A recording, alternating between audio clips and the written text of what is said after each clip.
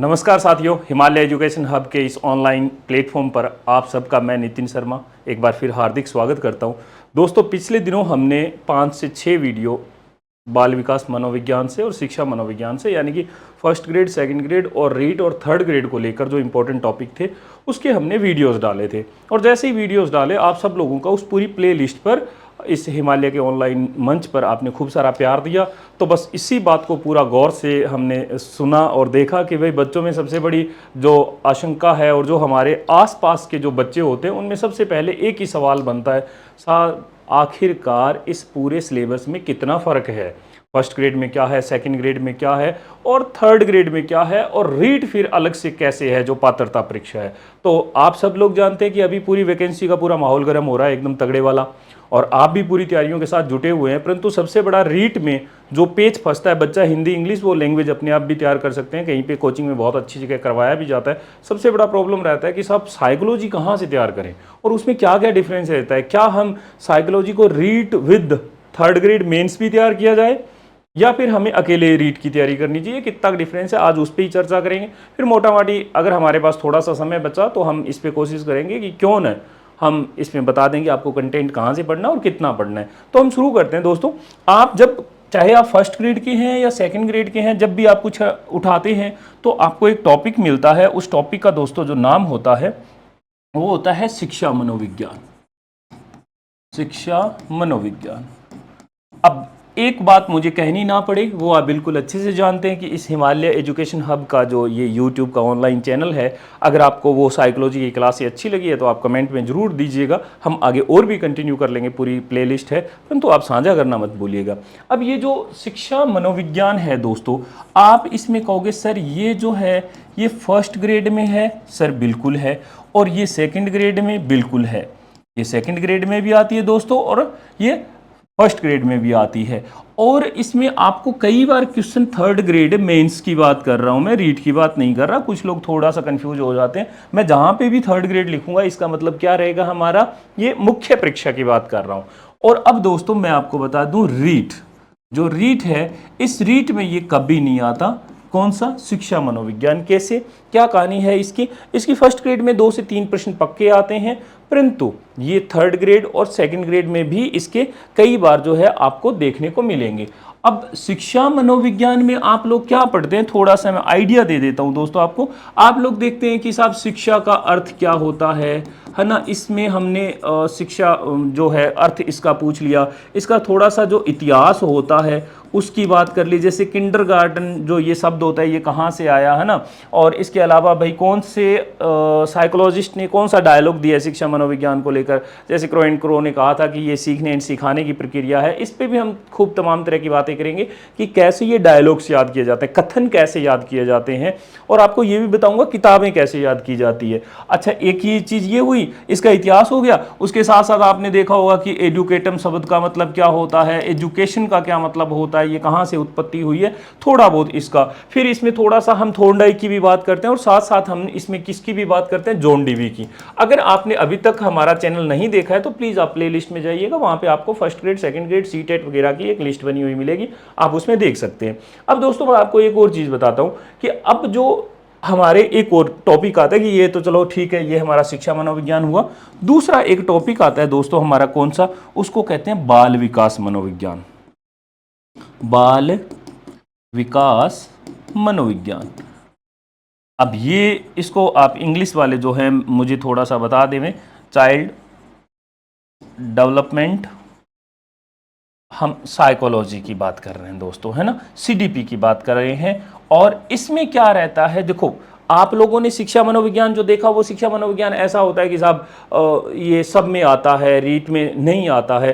परंतु रीट में भी कई बार क्या होता है कि इससे संबंधित थोड़ा सा प्रश्न कहीं न कहीं टच दे देता है। जैसे आपको कह दिया जाए शिक्षा मनोविज्ञान का जनक कौन है, ये बहुत ही सिंपल सादे सीधे क्वेश्चन होते हैं, तो ऐसे सवाल पूछे जाने के सबसे ज़्यादा चांसेस होते हैं। अब हम बाल विकास मनोविज्ञान की अगर दोस्तों बात करें तो रीट में यूँ मान के चलो आपके यहाँ से 6 से 7 प्रश्न पक्का आते हैं, कोई नहीं रोकने वाला। रीट की बात कर रहा हूं दोस्तों मैं, रीट की।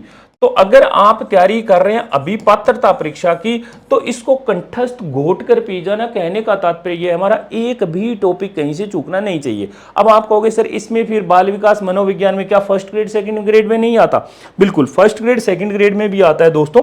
इसमें क्या होता है, इस बाल विकास जब मनोविज्ञान को आप लोग पढ़ते हैं तो इसमें एक टॉपिक देखते हैं आप, एक होता है जैसे हम कहें कि जिसे आप विकास और अभिवृद्धि कहते हैं, ग्रोथ एंड डेवलपमेंट कहते हैं, वो रहता है। तो आप कहोगे सर ये कौन सा, ये है विकास व अभिवृद्धि। इसमें अंतर पूछ लिया जाता है, या आप लोग इसको कह सकते हैं डेवलपमेंट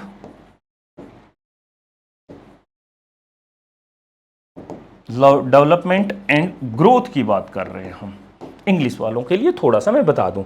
अब दोस्तों क्या होता है कि आप जब भी इसमें पढ़ेंगे विकास में, तो आप देखेंगे, देखो मैं यहां पे लिख देता हूं, ये टॉपिक सिर्फ फर्स्ट ग्रेड और सेकंड ग्रेड में ही आएगा, कंप्लीट बाल विकास मनोविज्ञान इन दोनों में नहीं आएगा। इसमें भी आप लोग जो देखोगे ना, वो देखोगे एक तो होता है दोस्तों फिजिकल, मैं थोड़ा सा इंग्लिश में लिख देता हूं, फिजिकल, एक होता है दोस्तों मेंटल ग्रोथ, एक होती है कॉग्निटिव, है ना, इसको कहते हैं शारीरिक, मानसिक और आप लोग कह सकते हो संवेदनात्मक, है ना। ये जो तीनों तरह की जो ग्रोथ होती है ये आपको पढ़ना रहता है।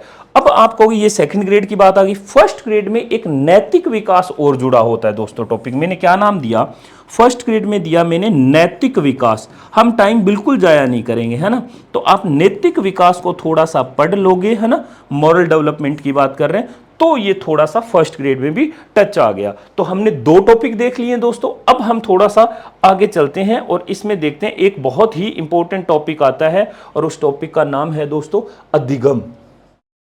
नंबर 3 हम थोड़ा सा डिवाइडेशन कर रहे हैं, फर्क क्या है अधिगम, और इस अधिगम को आप इंग्लिश वाले जो हैं वो कहते हैं लर्निंग कहते हैं दोस्तों, है ना। अब आप कहोगे सर ये फर्स्ट ग्रेड में आता है कि नहीं आता, सेकंड ग्रेड में आता है कि नहीं आता, या फिर ये मतलब रीट में आता है कि नहीं। दोस्तों मैं आपको बता रहा हूँ, कोई भी एग्जाम में चले जाना और कंप्लीट याद कर लेना दोस्तों, इसको कंप्लीट कह रहा हूँ मैं। चाहे ये आप बात कर लो फर्स्ट ग्रेड की, चाहे आप बात कर लो सेकंड ग्रेड की, चाहे आप बात कर लो थर्ड ग्रेड की, चाहे आप बात कर लो रीट पात्रता परीक्षा की, या एच टेट वाले भी कुछ बच्चे होंगे, सी टेट वाले भी कुछ बच्चे होंगे, है ना, यूपी टेट वाले भी होंगे, कोई सा भी टेट हो दोस्तों, सी टेट की भी बात कर लो, तो भी इस लर्निंग से, इस अधिगम से यूं मान के चलो आपके सामने 4 से 5 कई बार 6 क्वेश्चन तक दाग दिए जाते हैं, और तब हम हैरान होते हैं कि हमने तो अधिगम को बहुत ही मतलब इजीली ले लिया था, हमने ढंग से पढ़ा ही नहीं था।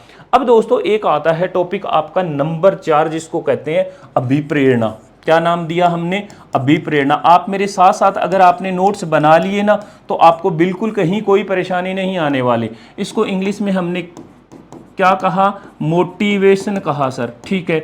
तो सर ये कहाँ पे आएगा, देखो ये जो होता है ये हम कह सकते हैं मुख्य जो टॉपिक होता है ना, ये सेकंड ग्रेड का होता है दोस्तों। और उसके बाद अगर थोड़ा सा हम कहें तो सर ये थर्ड ग्रेड की भी बात कर लो, और साथ में क्या कर लो आप रीट की भी। तो सर आपने यहाँ पे फर्स्ट ग्रेड नहीं लिखा, तो बिल्कुल नहीं लिखेंगे। फर्स्ट ग्रेड वाले अगर इसको तैयार करें तो बिल्कुल तैयार मत करना, आपके नहीं आएगा।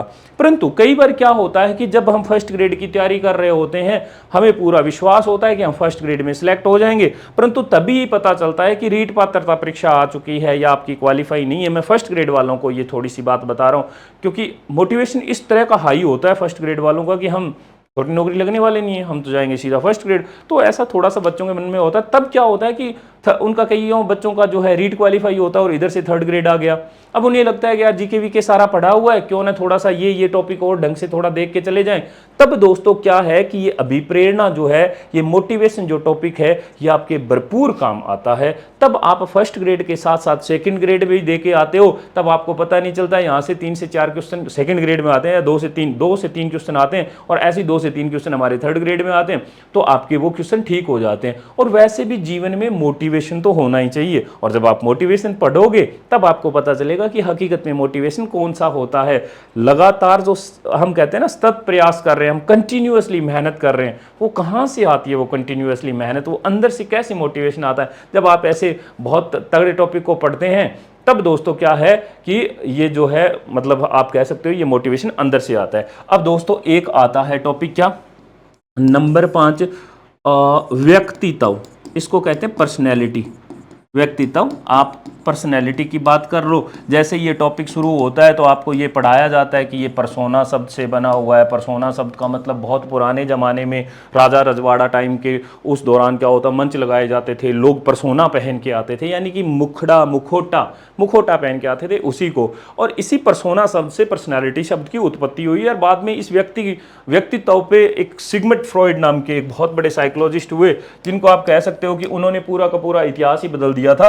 तो सिगमंड जो फ्रॉइड है, इन्होंने इस व्यक्तित्व पे भी बहुत सारा काम किया था। तो अब ये आप कहोगे सर ये कौन से में लगता है, तो आप कह सकते हो ये सेकंड ग्रेड में आता है, ये थर्ड ग्रेड में भी आता है दोस्तों, और इसमें रीट में भी एक आध कोई सवाल इसमें से देखने को मिलता ही मिलता है। परंतु दोस्तों मैं आपको बता दूं, ये फर्स्ट ग्रेड में बिल्कुल भी नहीं है। परंतु अगर मैं आपको कहूं शिक्षा मनोविज्ञान अगर आप पढ़ रहे हो, अब मैं थोड़ा सा आपको पीछे लेके चलता हूं, मैं व्यक्तित्व की बात कर रहा हूं, व्यक्तित्व बिल्कुल नहीं आता है टॉपिक, किसमें, फर्स्ट ग्रेड में नहीं आता। परंतु मैं आपको कहूं कि चलो हम पीछे चलते हैं शिक्षा मनोविज्ञान पे। अब शिक्षा मनोविज्ञान को आप फर्स्ट ग्रेड में भरपूर पढ़ते हैं और मैंने कहा ये रीट में नहीं आता। अब शिक्षा मनोविज्ञान के दौरान क्या होता है दोस्तों कि शिक्षा मनोविज्ञान का जब आप इतिहास देखते हैं और इस इतिहास के दौरान आप ये देखते हैं कि शिक्षा मनोविज्ञान में कैसे कैसे मनोविज्ञान धीरे धीरे घुसता है, तो वहां पे आप कुछ एक संप्रदाय पढ़ते हैं। क्या पढ़ते हैं, संप्रदाय पढ़ते हैं। और साथ में आप फर्स्ट ग्रेड में ये भी पढ़ते हैं कि अलग अलग जो साइकोलॉजिस्ट हुए हैं उन्होंने कैसे कैसे शिक्षा मनोविज्ञान पे काम किया है। उसमें एक सिगमंड फ्रॉइड भी आते हैं और सिगमंड फ्रॉइड ने एक सिद्धांत दिया था जिसको कहते हैं मनोविश्लेषणवाद। क्या कहा मैंने, मनोविश्लेषणवाद, है ना, साइको एनालिसिस, इसको क्या कहते हैं दोस्तों, इसको कहते हैं साइको एनालिसिस। अब आप सिगमंड फ्रॉइड को जब भी पढ़ोगे मैं आपको जरूर बताऊंगा, आपने जैसे सुना होगा हिंदी में तो अहें कहते हैं, उपह कहते हैं, इस तरह से कहते हैं इड, और उसके बाद हम कहते हैं ईगो और सुपर ईगो, तीन मैंने नाम लिए, इड, ईगो और सुपर ईगो। एकदम मस्त वाली कभी बाद में क्लास लगाऊंगा। मोस्टली आप टीचर लोगों ने देखा होगा एक वो पहाड़ बनाते हैं, आइसबर्ग होता है ये वो फलान ढिमका, ऐसी बात हम नहीं करेंगे, एकदम यूं चुटकियों में बिल्कुल याद करा दूंगा, है ना। और दूसरी तरफ आपने देखा होगा कि साहब एक होता है चेतन मन, एक होता है अवचेतन मन, और आप कह सकते हो कि भाई तीसरा जो होता है सबकॉन्शियस माइंड, जिसको हम कहते हैं कि भाई सबकॉन्शियस माइंड हो गया, कॉन्शियस माइंड हो गया, और एक अनकॉन्शियस माइंड होता है जिसको अचेतन मन कहते हैं। तीसरा अचेतन मन होता है, चेतन मन, फिर आता है अवचेतन मन और अचेतन मन। कहते हैं अचेतन मन एक बहुत बड़ी सी खाई होती है, जो भी आप अपनी भावनाओं को और इच्छाओं को दबाते हो वो कोई उस कुएं में, अंधेरे वाले में फेंक देते हो, जिसको आप अचेतन मन कहते हो, और फिर वहां से वो अपना नया रूप बदलकर आपके सपनों में आती है। इसीलिए आप इंटरप्रिटेशन ऑफ, आप कहते हैं ड्रीम, एक नाम की किताब है, क्या कि भाई सपनों का विश्लेषण किसके द्वारा लिखा गई थी ये किताब, ये सिगमंड फ्रॉइड ने लिखी थी। उन्होंने कहा कि अगर सांप आपके जीवन में आ रहा है तो आपके दिमाग की इच्छाएं ये दबाई गई है बचपन में, अगर कुत्ता आ रहा है, भालू आ रहा है, तो वो इंटरप्रिटेशन किया गया है कि भाई किसमें क्या दिखता है। तो मैं इसीलिए इस पे थोड़ा सा ये टाइम 1 मिनट का ज्यादा ले गया कि अगर कुछ मन में बच्चों के थोड़ा सा ये भ्रम रहता है कि साहब व्यक्तित्व फर्स्ट ग्रेड में तो है ही नहीं, परंतु उसने अगर शिक्षा मनोविज्ञान में ही अगर संप्रदाय से जोड़ते हुए मनोविश्लेषणवाद को अगर आपसे सवाल उठा लिया तो क्या करोगे। तो इससे अच्छा क्यों ना व्यक्तित्व में है क्या, थोड़ा सा पर्सोना और उसके बाद इसकी हिस्ट्री का पता होता है हमें, और इसके अर्थ क्या है, प्रकार क्या है, और ये 2-3 चीजें होती है। साथ साथ में अगर आप फर्स्ट ग्रेड की तैयारी कर रहे हो तो ऑब्वियस है कि भाई आप लोग सेकंड ग्रेड का तो दोगे ही दोगे, और कहीं ना कहीं कुछ बच्चे तो ऐसे होते हैं जो थर्ड ग्रेड का भी देते ही देते हैं। तो दोस्तों इसमें कोई बहुत बड़ी बात नहीं है। अब हम चलते हैं नेक्स्ट, हमारा टॉपिक 5 टॉपिक हो चुके हैं। अब हम तीसरा अगला जो टॉपिक हो है दोस्तों वो है हमारा बुद्धि। तो शायद 6 पे आ गए होंगे हम, मुझे आइडिया नहीं है, चलो 6 ही मान लेते हैं। हम बात करते हैं बुद्धि की, और दोस्तों है ना बुद्धि की।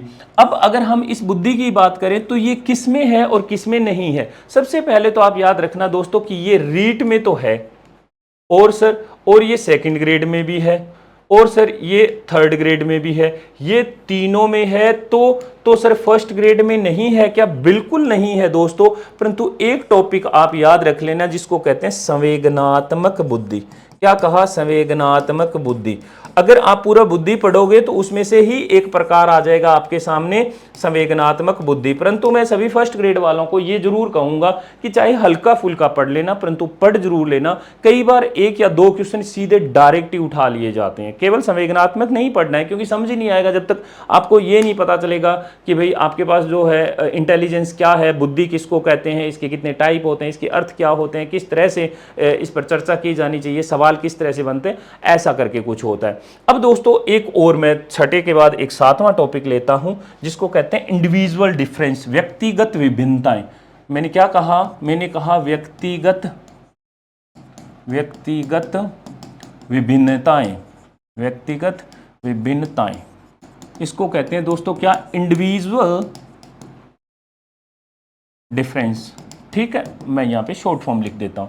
अब दोस्तों कहानी क्या होती है, ये क्या होता है व्यक्तिगत विभिन्नताएं? जैसा कि नाम से ही है कि कोई बच्चा कैसा होगा, कोई बच्चा कैसा होगा, कोई बच्चा कैसा होगा, यानी कि आप भी मैं भी, इस पूरे जहां में हर एक इंसान सबसे यूनिक होता है। ये उसकी है व्यक्तिगत विभिन्नताएं। अब देखो एक तरफ तो दोस्तों आप इसमें क्या करते हो, एक तरफ इसमें देखते हो इसके अर्थ, और एक तरफ देखते हो इसके अर्थ, प्रकार, इस तरह से इसके मायने क्या होते हैं, उसके बाद इसके प्रकार क्या होते हैं, और व्यक्तिगत विभिन्नताओं के कारक भी क्या होते हैं, समाज क्या जिम्मेदार होता है कि नहीं होता है, इस तरह से।